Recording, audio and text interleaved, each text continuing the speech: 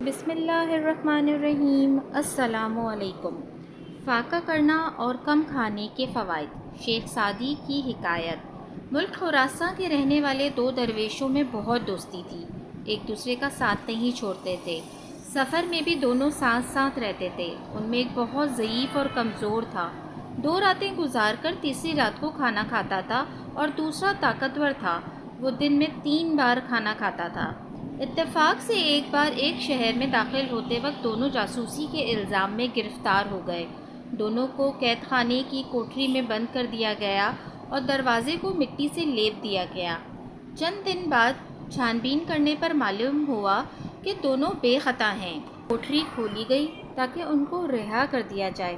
دیکھا گیا تو طاقتور درویش کا انتقال ہو چکا تھا اور ضعیف درویش زندہ تھا۔ لوگوں کو بہت تعجب ہوا۔ ایک عقل مند شخص نے دیکھا تو کہا، اگر طاقتور زندہ رہتا اور ضعیف مر جاتا تب تعجب کی بات ہوتی، کیونکہ وہ بہت زیادہ کھانے والا تھا، اس لیے فاقہ برداشت نہ کر سکا اور مر گیا، اور یہ ضعیف صبر کرنے کا عادی تھا، اس نے اپنی عادت کے موافق قید میں بھی صبر کیا اور مرنے سے بچ گیا۔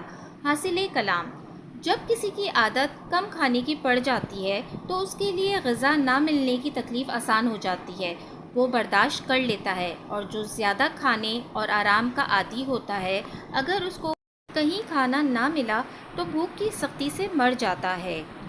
جزاک اللہ۔ اگر آپ کو میری یہ ویڈیو پسند آئی ہے تو پلیز میرے چینل کو سبسکرائب کرنا نہ بھولیے گا۔